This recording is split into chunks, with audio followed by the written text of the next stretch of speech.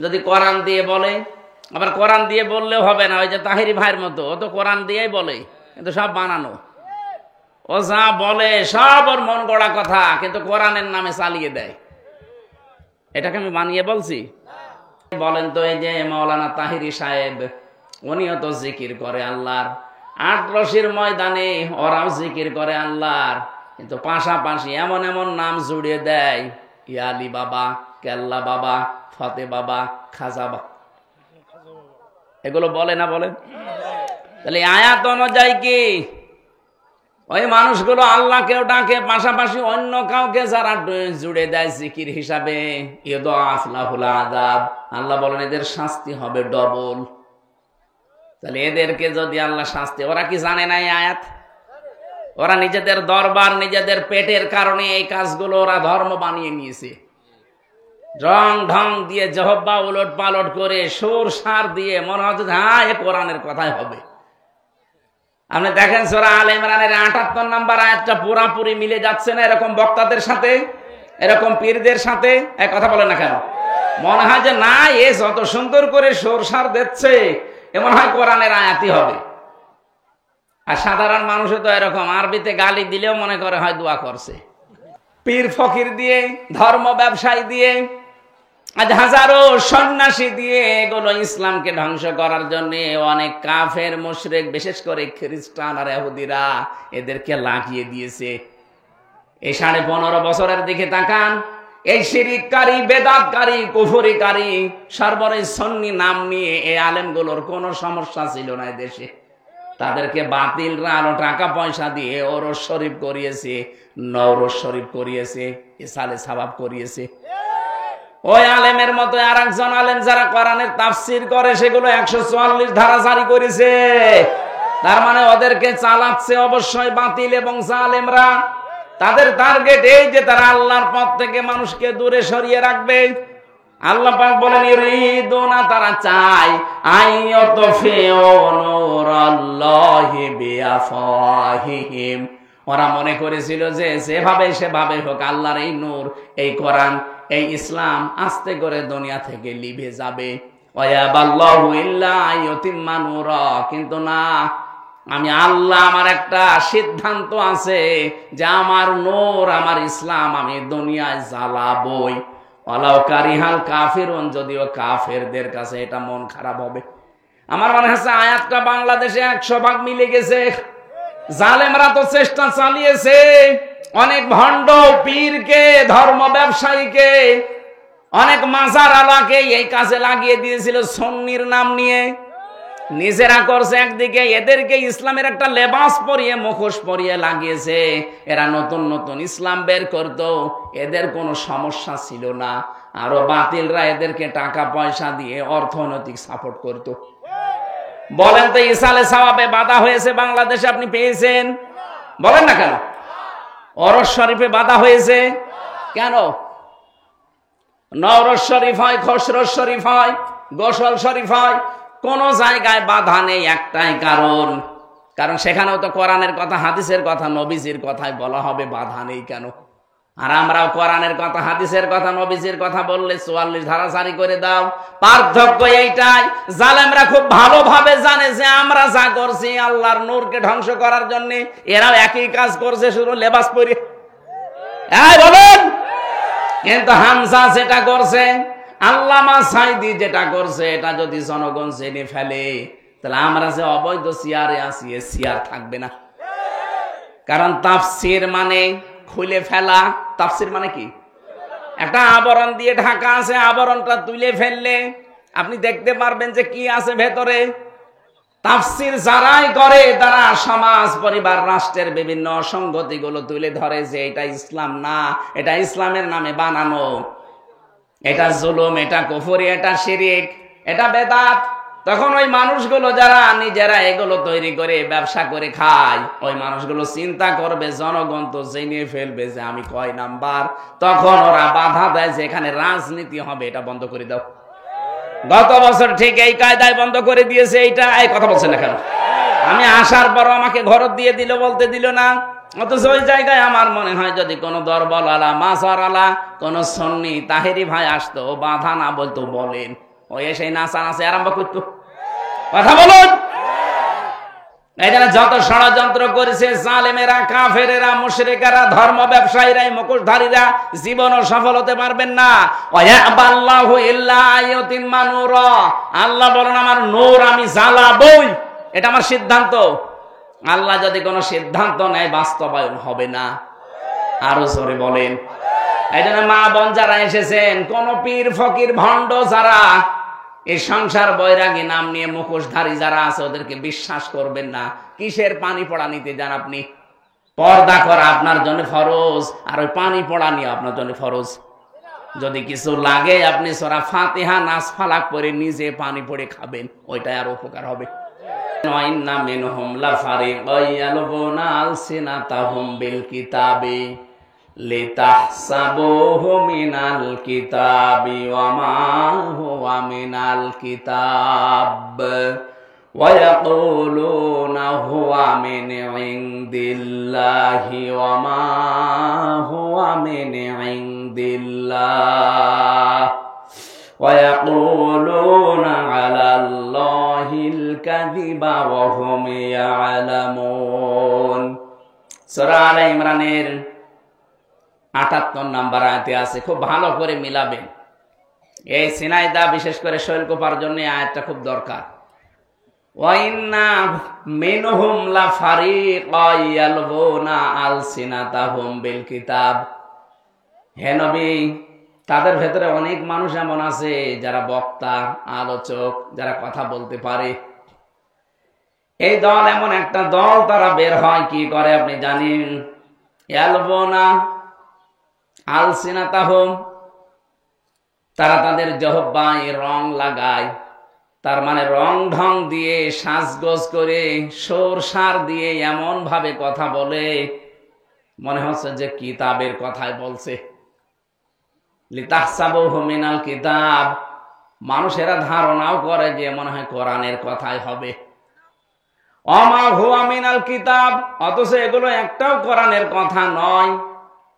ওয়ায়াকুলুনা, তারা এই কথাও বলে হুয়া মিন ইনদিল্লাহ, এগুলো আল্লাহর পক্ষ থেকে সব নাজিল হয়েছে। ওয়া মা হুয়া মিন ইনদিল্লাহ, এগুলো একটাও আল্লাহর পক্ষ থেকে আসে নাই। ওয়ায়াকুলুনা, তারা যা বলে আলাল্লাহিল কাযিবা, আল্লাহ সম্পর্কে যা বলে এগুলো সব মিথ্যা কথা বলে। ওয়া হুম ইয়ালামুন, অথচ তারা কিন্তু এটা জানে যে আমরা মিথ্যা বলছি। আপনি এখানে না বুঝলেও স্যার বুঝবে। আল্লাহর নামের সাথে অন্য কোন নাম কেউ যদি জুড়ে দেয় তার ডবল শাস্তি হবে কিয়ামতে। এটা সূরা ফুরকান 19 নাম্বার পারার 4 নাম্বার পৃষ্ঠার 13 নাম্বার লাইনের 78 নাম্বার আয়াত, এটা না 68 নাম্বার আয়াত, প্রথম অংশে আছে আল্লাযীনা লা ইয়াদউনা মা'আল্লাহি ইলাহান আখার। খুব ভালো করে মিলাবেন। আল্লাহ পাক বলেন রহমানের যে বান্দা তাদের 12টা গুণ দুনিয়ায় পাওয়া যাবে। তার ভেতরে একটা গুণ এই, তারা কখনো আল্লাহর সাথে অন্য কাউকে ডাকবে না। এই যে মা'আল্লাহি ইলাহান আখারা, আল্লাহকে ডাকে কিন্তু পাশাপাশি অন্য কাউকে তার সাথে জুড়ে দেয়। আমি নাম ধরে বললাম আপনাকে শিক্ষা দেওয়ার জন্য, বোঝার জন্য। বলেন তো, এই যে মাওলানা তাহিরি সাহেব, উনিও তো জিকির করে আল্লাহর। আটরশির ময়দানে ওরাও জিকির করে আল্লাহর, কিন্তু পাশাপাশি এমন এমন নাম জুড়িয়ে দেয়, ইয়ালি বাবা, কেল্লা বাবা, ফতে বাবা, খাজা বাবা, এগুলো বলে না বলেন? তাহলে আয়াত অনুযায়ী কি ওই মানুষগুলো আল্লাহকেও ডাকে, পাশাপাশি অন্য কাউকে যারা জুড়ে দেয় জিকির হিসাবে, ইউদাআফ লাহুল আযাব, আল্লাহ বলেন এদের শাস্তি হবে ডবল।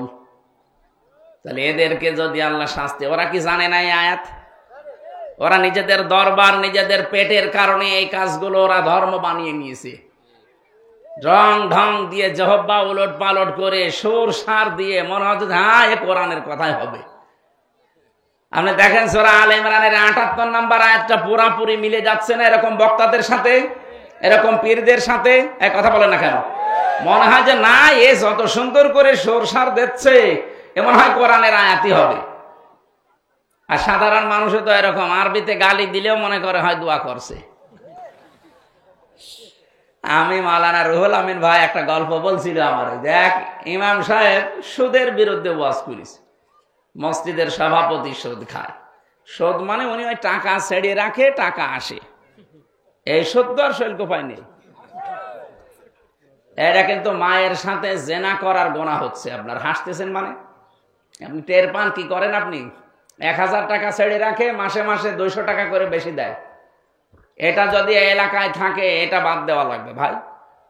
কারা কারা এই কাজে আছেন ছেড়ে দেবেন, হাত তোলেন তো।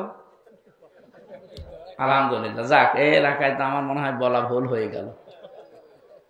সত্যি কি এলাকায় সব নেই না? হ্যাঁ, আপনি লজ্জা পান কোন কারণে? কিসের লজ্জা আপনার? কোন ও নেই, ঠিক আছে। যাক এই এলাকাটা এখনো যে ভালো আছে আলহামদুলিল্লাহ। কিন্তু সেই দিন আমি ওই যে ইসে যে পেয়েছিলাম হরিণাকুণ্ড, ওনারা দেখলাম কয়েকজন হাত তুলেছে, টাকা ছেড়ে রেখেছে আর টাকা আসে। তাহলে ঝেনাইদা একই জেলায় 2 রকম নিয়ম চলছে, একই রকম হইল না? তারপরেও যদি কেউ ভুল ভালো এগুলো করে থাকেন, আশা করছে আপনি ছেড়ে দেবেন। ছেড়ে দেবেন তো ইনশাল্লাহ? এই যে ইনশাল্লাহ বলছে, তার মানে আছে। আমার ভাইরা, সুদ খাওয়া, ঘুষ খাওয়া, জেনা ব্যভিচার করা, উলট পালট করে আপনি কামাই করছেন। বলেন তো যে মানুষগুলো এরকম উল্টো পাল্টা করে কামাই করে আর বলে বাবা শাহজালাল, মদের কাছে সব হালাল। আপনি হালাল করে নিলেন সব। যেটা বলতে চাচ্ছিলাম এই হাদিস দিয়ে, বিশ্ব নবী মুহাম্মদ রাসূলুল্লাহ সাল্লাল্লাহু আলাইহি ওয়াসাল্লামের উম্মত আমরা যারা দাবি করছি, নবীজি এই পৃথিবীতে আসার পরে যতগুলো কাজ নিষেধ করেছিলেন তার ভেতরে কিন্তু এই সুদ একটা। কি সুদ একটা না? 500টা নিষিদ্ধ কাজ আছে এই কোরআনে, তার ভেতরে সুদ একটা। মানে আলোচনা করতে করতে সুদের আয়াত যে এসেছে যে সুদ খাওয়া আর মায়ের সাথে জেনা করা সমান, সুদ খাওয়া আল্লাহ রাসূলের সাথে জেনা কি যুদ্ধ করার শামিল। এ কথাগুলো বলার পরে বেশ সুন্দর করে নামাজ হয়ে গেল। নামাজ পড়ার পরে যিনি সভাপতি আছে উনি বলছে, হুজুর আপনি আর ওয়াজের আয়াত পেলেন না, আপনি আমার দিকে তাকিয়ে তাকিয়ে আয়াতটা পড়লেন। আমি যে এলাকায় টাকা ছেড়ে রাখি এ তো সবাই জানে, আপনার বলার দরকার কি? ইমাম সাহেব কি ওইটা জেনে বলেছে? ঠিক আছে, আপনি যখন আমার অপমান করলেন এতগুলো মানুষের সামনে, আমার উলঙ্গ করে দিলেন, আপনার আমি আর রাখবো না, বাদ দিয়ে দিলাম। ঠিক আছে, ওখান থেকে গিয়েছে উপশহরে, ওই যে নাটোরের খেজুর তলা বলে আছে চলন বিলের ভেতরে, ওই এলাকায়। ওখানে ইমামতে নিয়ে আমি বেশ ভালোই করছিলাম, কয়েক সপ্তাহ গেল। কিন্তু প্রথম যে আয়াত তেলাওয়াত করেছি পর্দার আয়াত। পর্দার আয়াত আসার পরে সেক্রেটারি যিনি উনি ডাক দিয়ে বলছে, হুজুর আপনি একটা কাজ করলেন, আমার বউ না একটু ব্যারাকে চাকরি করে, একটু এলট পালট হয়ে যায়, আপনি তাই বলে এইভাবে বলবেন? মানুষ তো জানে যে আমার বউ চাকরি করে, আপনি বলতে গেলেন কেন?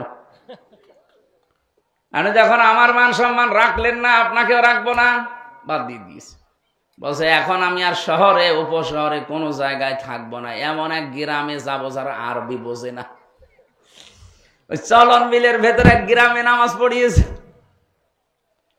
ভালোই বয়ান করেছে, একেবারে সরসার দিয়ে কথা বলার পরে উনি জমান নামাজে তেলাওয়াত করেছে সূরা ইয়াসিন, কয়েকটা আয়াত, ইয়াসিন আল কোরআনিল হাকিম।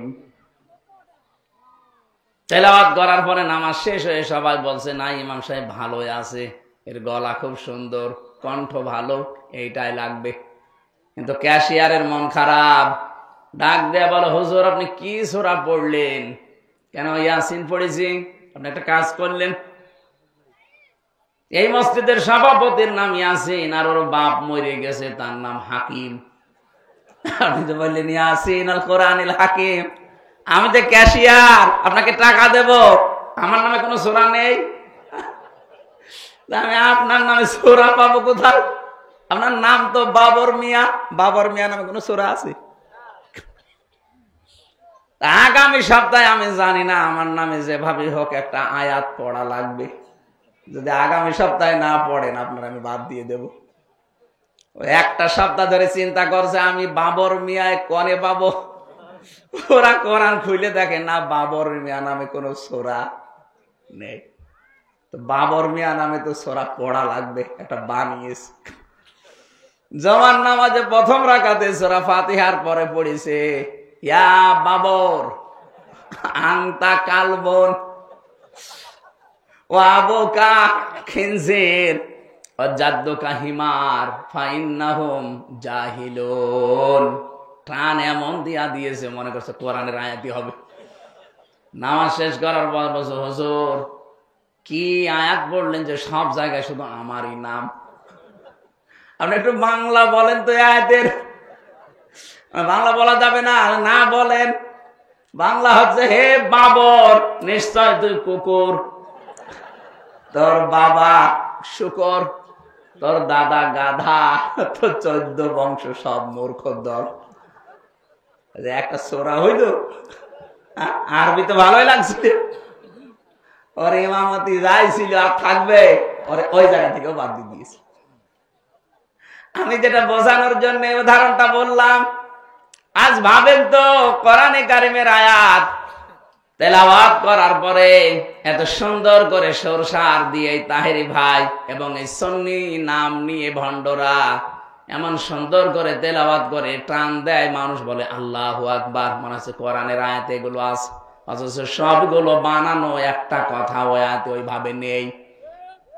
ওরা আয়াত পড়ছে ইয়া আইয়ুহাল্লাযীনা আমানুত্তাকুল্লাহা ওয়াবতাগু ইলাইহিল ওয়াসিলা, হে ঈমানদারেরা আল্লাহকে ভয় করো আর তাকে পাওয়ার জন্য একটা ওসিলা তালাশ করো। এই ওসিলাই হচ্ছে পীর সাহেব।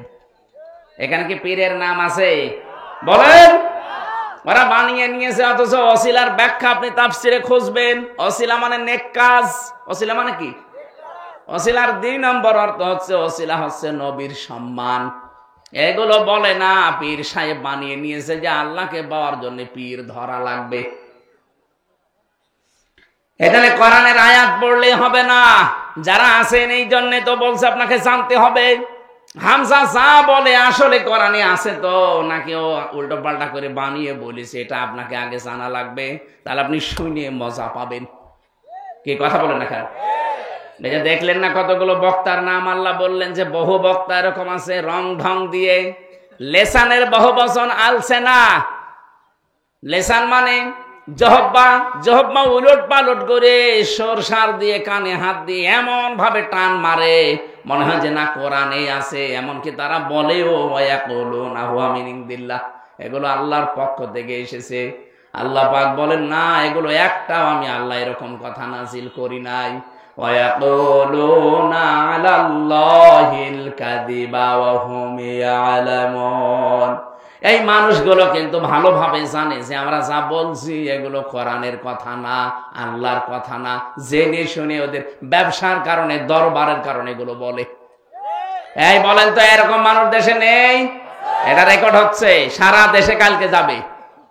সুতরাং আল্লাহর সাথে যারা অন্য কাউকে জুড়ে ডাকেন আপনি ভুল পথে আছেন, আপনার শাস্তি ডবল হবে।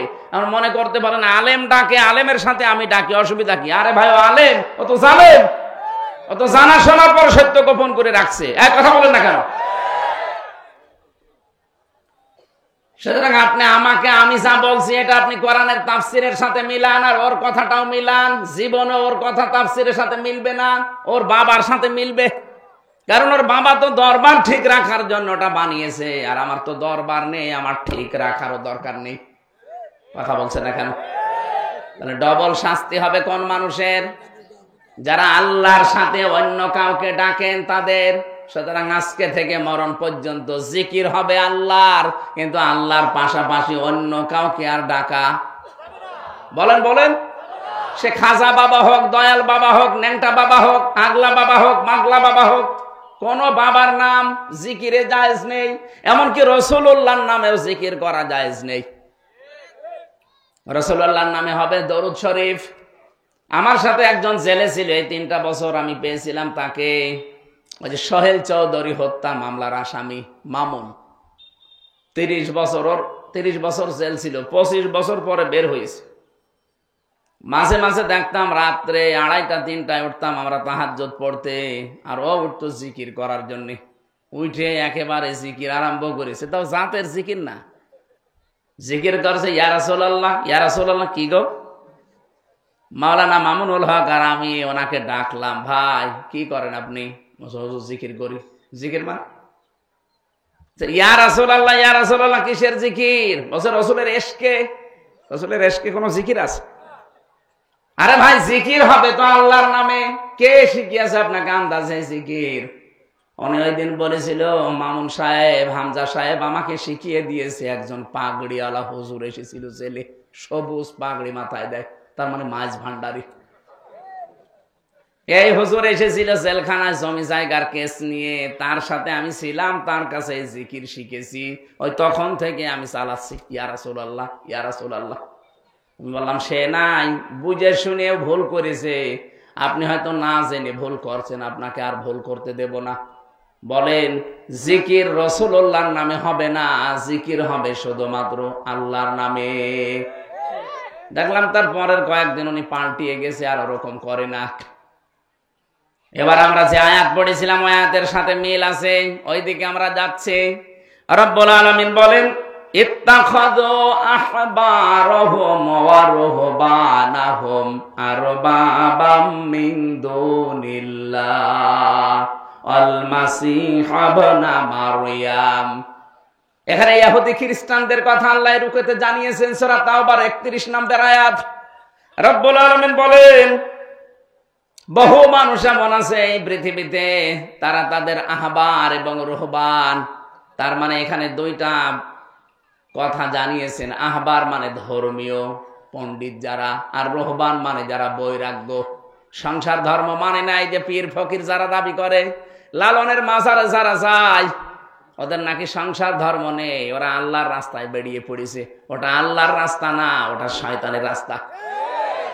দুনিয়ায় যত নবী রাসূল পাঠিয়েছে প্রত্যেকের সংসার ছিল না, বাদ দিয়ে তিনি বৈরাগ্য না, তিনি দুনিয়ার সংসার ত্যাগী ছিলেন, তিনি সংসার ধর্ম করে যেতে পারেননি। কারণ তিনি এত ভক্ত হয়েছিলেন আল্লাহর আখিরাতের, যে একটা খাবারের জন্য, একটা পানি খাওয়ার জন্য একটা গ্লাস ছিল কাছে, কৌটা। উনি একবার লক্ষ্য করে দেখলেন সাগরের পাশ দিয়ে যাওয়ার সময়, যে সাগরের পাশ থেকে একজন পানি তুলে খাচ্ছে, নদী বা সাগর থেকে। সেই লোকটা যখন এই গ্লাসও নেই, তার কাছে কাপও নেই, হাতের আজলিতে পানি তুলে খাচ্ছে। ওর দিকে তাকিয়ে তাকে চিন্তা করলেন, আল্লাহ এই লোকটা একটা গ্লাস দিয়ে পানি খাবে, সে গ্লাস ওর নেই, আর আমি একটা নবী, আমার গ্লাস থাকবে কোন কারণে? ও ছাতা আমার দরকার নেই, ফেলে দিলেন সাগরে। তা আপনি সেরকম হতে পারবেন? আপনি তো উল্টা পাল্টা কাজ করে বেড়ান, মহিলা নিয়ে গাঁজা খেয়ে আপনি চোখ মুখ লাল করে থাকেন। আপনি কিসের বৈরাগ্য অনুসরণ করেন? আপনি সূরা হাদীদের ভেতরে আল্লাহ রাব্বুল আলামিন, সূরা হাদীদের ভেতরে আছে, এটা আমি পেয়েছিলাম জেলখানায় থাকতে, আমি পড়ে পড়ে এটা বের করেছিলাম। সূরা হাদীদ থেকে শোনাচ্ছি, আগে একটু শিক্ষাটা দিয়ে দেই। রাব্বুল আলামিন বলেন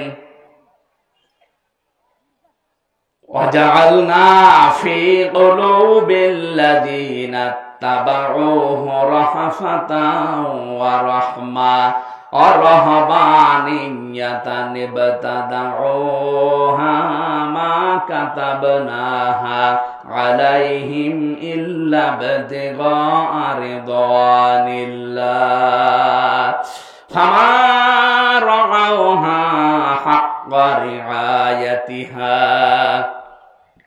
তার বাংলা সামারাইজ, বাংলা অর্থ হচ্ছে, তোমরা কি ওই রকমও হতে পারতে না যারা সংসার ধর্ম দুনিয়ার সব কিছু ত্যাগ করে দিয়ে আল্লাহর সন্তুষ্টির পথে নেমে পড়েছে? তোমরা তো তাদের মতো হতে পারোনি। যদিও আল্লাহ এটা উৎসাহ দেননি যে তাদের মতো হও, আল্লাহ আমাদেরকে জানাতে চেয়েছিলেন এটা, যে তোমরা যদি তাদের মতো হতে, তাও তো একটা কথা ছিল, তোমার চরিত্র ঠিক নেই। রাত হলে তোমার চরিত্র একরকম, দিনের বেলা আর একরকম মনে হয়। মানুষ অনেকে দেখে যে মনে হয় দুনিয়ার কোনো ধান্দাই নেই। অথচ তোমার সে গোনার পাল্লা কেউ না জানলে আমি আল্লাহ কিন্তু জানি। এই পীর ফকির যাদের নাম বলেন, অনেকে ভয় পানিতে দেখলে মানে না এর ভেতরে মাল আছে, কিচ্ছু নেই, মাল যা আছে সব দেখা যায়। এই কথা বলছেন না কেন? লালনের মাজারে একবার যে দেখি রাত 9:30টার দিকে একটা উলঙ্গ, প্রায় একেবারে অর্ধ উলঙ্গ, সব শেষ, ওর শরীরে কিচ্ছু নেই, ওরে দুধ খাওয়াচ্ছে একদম গ্লাসে করে। কি করেন? হুজুরে আল্লাহর ওলি, এর ভেতরে মাল আছে। মাল যা আছে সব তো দেখা যাচ্ছে, নতুন মাল দেখাও। এ মাল তো সবার আছে, এ মাল সবার নেই, ওই মালই দেখাচ্ছে, তো ও মাল হলো। ওদের চরিত্র ঠিক ওই রকম। সম্মানিত মা বোন যারা এসেছেন, কখনো এই শয়তানদের বিশ্বাস করবেন না। নবীজি আয়াত পড়ার পর একটা হাদিস বলছিলেন, তারা তাদের আহবার রহবান, তাদের ধর্মীয় গুরুদেরকে, তাদের ধর্মের আলেমদেরকে, বিশেষ করে ভণ্ড আলেমদের কথা এখানে আছে, আর যারা সংসার বৈরাগী এই মানুষগুলোর কাছে তোমরা তো রব মেনে তাদেরকে চলো, তারা যে হুকুম দেয় সেইটাই তোমরা করো, অথবা ঈসা ইবনে মারিয়ামকে তোমরা রব বানিয়ে ফেলেছো। সাহাবীরা বললেন, হুজুর আপনি আয়াতটা যে শোনালেন, কই আমাদের জীবনে আমরা তো এরকম আলেমদেরকে, ধর্মীয় পণ্ডিতদেরকে, পীর সাহেবদেরকে, সংসার বৈরাগী যারা, তাদেরকে তোমরা রব মানি না। রব মানো না মানে? তারা যদি কোনো কিছু বলে যে এটা করো, তোমরা কি করো না? বলে হ্যাঁ করি। তারা যদি নিষেধ করে এটা করো না, তোমরা কি ছেড়ে দাও না? বলে হ্যাঁ তো করি। তো এইটাই তো রব মানা। রব মানে কি? ওনার আদেশ মানা লাগবে, ওনার নির্দেশ নিষেধ ছেড়ে দেওয়া লাগবে। সুতরাং আপনি কোন কিছু মানতে হলে আগে দেখবেন যে লোকটা নিষেধ করছে এর পেছনে আল্লাহ এবং রসুলের কোন দলিল আছে কিনা। যারা দরবারে গেলে বলে যে এমন বাবার মুরিদ আমি, নামাজ কালাম লাগে না, এটাকে আল্লাহ রাসূলের সাথে যায়? আরো জোরে বলেন। আরে ভাই, শৈলকুপা থানার বহু জায়গায় এগুলো চলছে, এই কারণে আমি বলছি। মনে করছেন হুজুর কিছু জানে না? বহু জায়গায় এরকম ভণ্ডামি চলছে। রব্বুল আলামিন বলেন, ওমা উমিরু ইল্লা লিয়াবুদু ইলাহা ওয়াহিদা। এই পৃথিবীতে তোমাদেরকে আদেশই দেওয়া হয়েছে যে ইবাদত যদি করতে চাও, কার করবা? ইলাহা ওয়াহিদা, একজন ইলাহ, লা ইলাহা ইল্লাহু, তিনি ছাড়া কোনো ইলাহ নেই। ইলাহ মানে কি? ইলাহর 4টা অর্থ আছে। 1 নাম্বার, ইলাহ মানে মাবুদ। মাবুদ মানে ইবাদত পাওয়ার যোগ্য। ইবাদত পাওয়ার যোগ্যতা শুধুমাত্র আল্লাহর আছে, আর কারো নেই। এই জন্য ইবাদতের ক্ষেত্র যখন আসবে, ভাই এবং বোনেরা, এই এদিকে তাকান, ভাই এবং বোনেরা সবাইকে বলছি, ইবাদতের ক্ষেত্রটা যখন আসবে, দুনিয়ায় কারো কথা আর মানা যাবে না, কারণ ইবাদত সব লিমিট করা আছে। কেউ যদি বলে এই যে জোহরের নামাজ 4 রাকাত, একটু আর একটু বেশি করে 5 রাকাত পড়েন, পারবেন? বলেন বলেন। কারণ ইবাদতটা লিমিট করা আছে। নামাজ পড়াও যেমন ইবাদত, নামাজ ছেড়ে দেওয়াও কি? নামাজ ছেড়ে দিয়ে ইবাদত না? যখন মাথার উপরে সূর্য থাকে, যখন সূর্য ওঠে, যখন ডোবে, এই 3 সময় নামাজ না পড়ায় ইবাদত। তাহলে ইবাদতটা বুঝতে হবে। ইবাদত হচ্ছে আল্লাহর হুকুম, যেটা আসবে মেনে নেওয়া, যেটা আসবে নিষেধ ওটা ছেড়ে দেওয়া। ওটা যদি আপনার ভালো নাও লাগে তাও মানা লাগবে। কথা বলেন না কেন? তাহলে এখান থেকে আমরা শিক্ষা পেলাম কি? যেহেতু আল্লাহ এক, ইলাহা ওয়াহিদা, একজন ইলাহ। ইলাহ শব্দের প্রথম অর্থ বললাম মাবুদ, আর মাবুদের বাংলা অর্থ হচ্ছে ইবাদত পাওয়ার যোগ্য। ইবাদত পেতে হলে আল্লাহ বাদে কোন সত্তা নেই, পৃথিবীতে কেউ নেই যে তার ইবাদত করা যাবে। ইবাদতের বাংলা অর্থ কি বলেছি বোঝা গেছে? যে আল্লাহর নিষেধ, আল্লাহর আদেশ, এই 2টা মেনে চলার নাম ইবাদত। সুবহানাহু আম্মা ইউশরিকুন, আল্লাহ পবিত্র, তার সাথে কাউকে শিরিক করবা না। পীর ফকির দিয়ে, ধর্ম ব্যবসায়ী দিয়ে, আজ হাজারো সন্ন্যাসী দিয়ে এগুলো ইসলামকে ধ্বংস করার জন্য অনেক কাফের মুশরিক, বিশেষ করে খ্রিস্টান আর ইহুদিরা এদেরকে লাগিয়ে দিয়েছে। এই 15.5 বছরের দিকে তাকান, এই শিরিককারী, বেদাতকারী, কুফরিকারী, সর্বরই সুন্নি নাম নিয়ে এই আলেমগুলোর কোনো সমস্যা ছিল না দেশে। তাদেরকে বাতিলরা আরো টাকা পয়সা দিয়ে ওরস শরীফ করিয়েছে, নওরোজ শরীফ করিয়েছে, ইসালে সাবাব করিয়েছে। ওই আলেমের মতো আর একজন আলেম যারা কোরআনের তাফসির করে সেগুলো 144 ধারা জারি করেছে। তার মানে ওদেরকে চালাচ্ছে অবশ্যই বাতিল এবং জালেমরা। তাদের টার্গেট এই যে তারা আল্লাহর পথ থেকে মানুষকে দূরে সরিয়ে রাখবে। আল্লাহ পাক বলেন ইরিদুনা, তারা চায় আইয়াতফিউ নূরাল্লাহি বিআফওয়াহিহিম। ওরা মনে করেছিল যে যেভাবে সেভাবে হোক আল্লাহর এই নূর, এই কোরআন, এই ইসলাম আস্তে করে দুনিয়া থেকে লিভে যাবে। ওয়ায়াবাল্লাহু ইল্লা আইয়ুতিম্মা নূরা, কিন্তু না, আমি আল্লাহ, আমার একটা সিদ্ধান্ত আছে যে আমার নূর, আমার ইসলাম আমি দুনিয়ায় জ্বালাবই। ওয়ালাউ কারিহাল কাফিরুন, যদিও কাফেরদের কাছে এটা মন খারাপ হবে। আমার মনে হচ্ছে আয়াতটা বাংলাদেশে 100 ভাগ মিলে গেছে। জালেমরা তো চেষ্টা চালিয়েছে, অনেক ভণ্ড পীরকে, ধর্ম ব্যবসায়ীকে, অনেক মাজার আলাকে এই কাজে লাগিয়ে দিয়েছিল সুন্নির নাম নিয়ে। নিজেরা করছে একদিকে, এদেরকে ইসলামের একটা লেবাস পরিয়ে, মুখোশ পরিয়ে লাগিয়েছে। এরা নতুন নতুন ইসলাম বের করতো, এদের কোনো সমস্যা ছিল না। আরো বাতিলরা এদেরকে টাকা পয়সা দিয়ে অর্থনৈতিক সাপোর্ট করত। বলেন তো, ইসালে সাওয়াবে বাধা হয়েছে বাংলাদেশে, আপনি পেয়েছেন? বলেন না কেন? ওরস শরীফে বাধা হয়েছে কেন? নওরোজ শরীফ হয়, খসরোজ শরীফ হয়, গোসল শরীফ হয়, কোন জায়গায় বাধা নেই। একটাই কারণ, কারণ সেখানেও তো কোরআনের কথা, হাদিসের কথা, নবীজির কথাই বলা হবে, বাধা নেই কেন? আর আমরাও কোরআনের কথা, হাদিসের কথা, নবীজির কথা বললে 44 ধারা জারি করে দাও। পার্থক্য এইটাই, জালেমরা খুব ভালোভাবে জানে যে আমরা যা করছি আল্লাহর নূরকে ধ্বংস করার জন্য, এরাও একই কাজ করছে, শুধু লেবাস পরে। বলেন, কিন্তু হামজা যেটা করছে, আল্লামা সাইদি যেটা করছে, এটা যদি জনগণ জেনে ফেলে, তাহলে আমরা যে অবৈধ চেয়ারে আছি, এ চেয়ার থাকবে না। কারণ তাফসির মানে খুলে ফেলা। তাফসির মানে কি?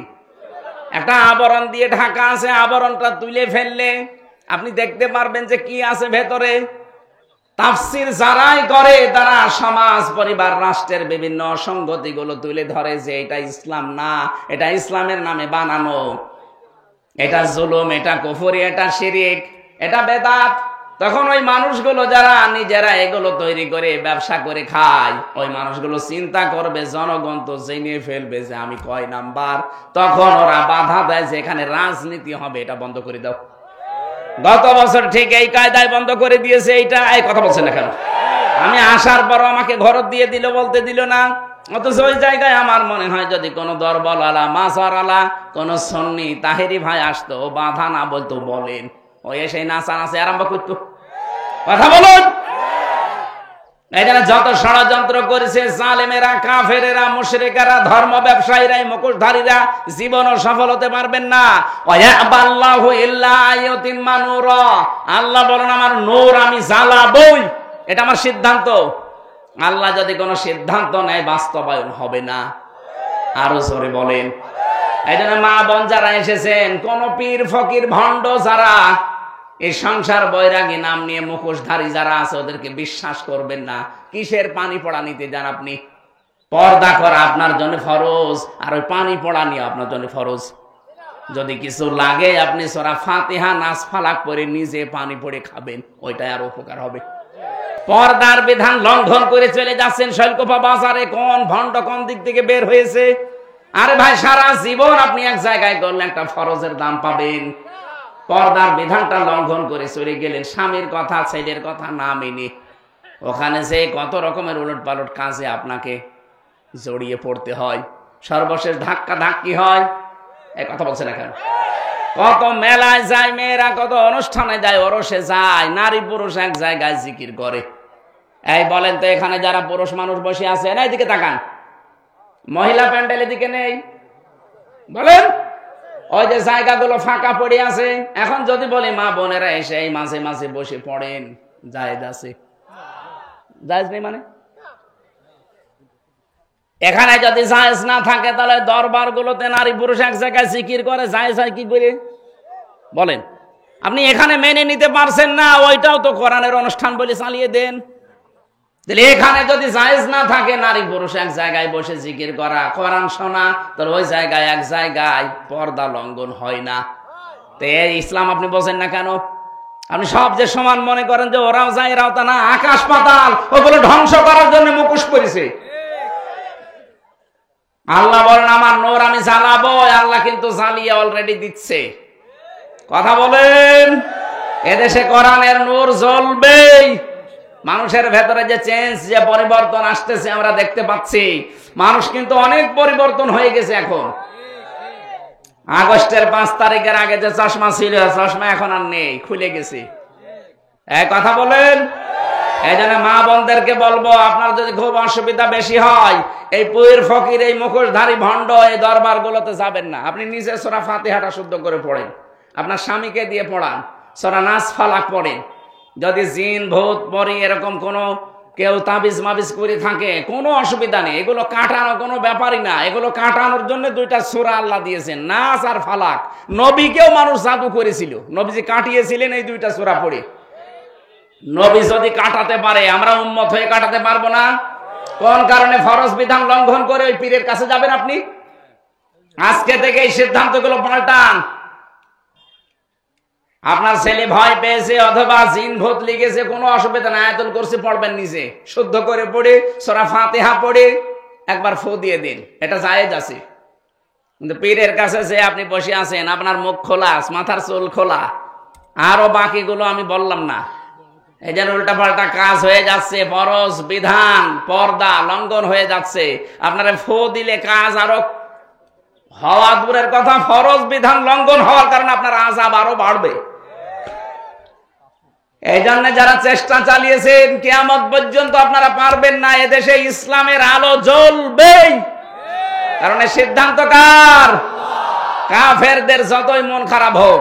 ওয়াল্লাযী আরসালা রাসূলাহু বিল হুদা, তিনি সেই আল্লাহ যিনি তার রাসূলকে পাঠিয়েছেন সত্য দিন সহকারে, লিযহিরাহু, যিনি ইজহার করবেন। ইজহার মানে প্রকাশ করা।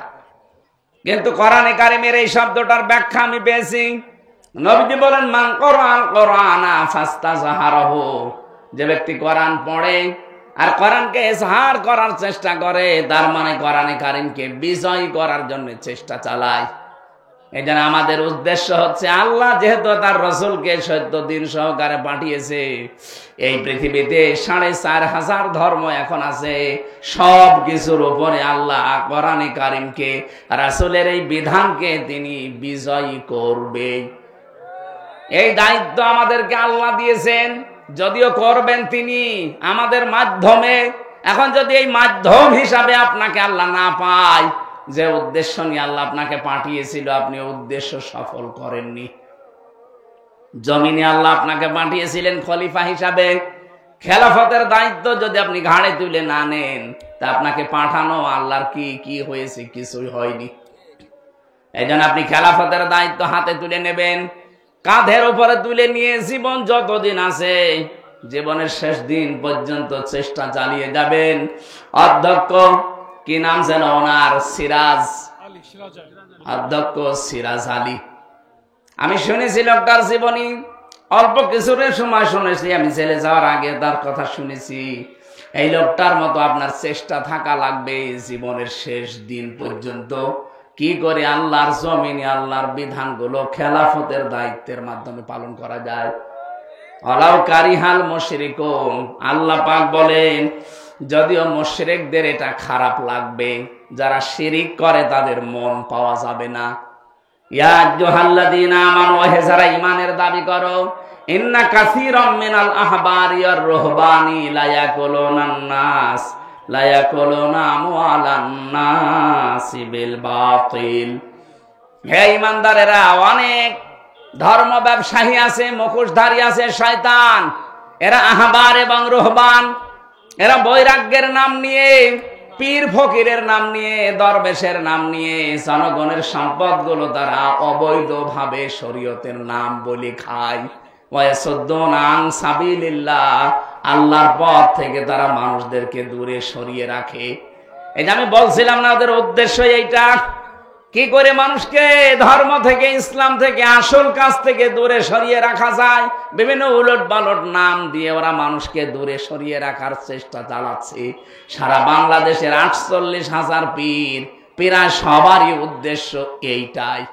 শয়তান ওদেরকে ব্যবহার করে এইভাবে, আল্লাযীনা ইয়াকনিজুনা আয-যাহাবা ওয়াল ফিদ্দাতা ওয়া লা ইউনফিকুনাহা ফি সাবিলিল্লাহ ফাবাশশিরহুম বিআযাবিন আলীম।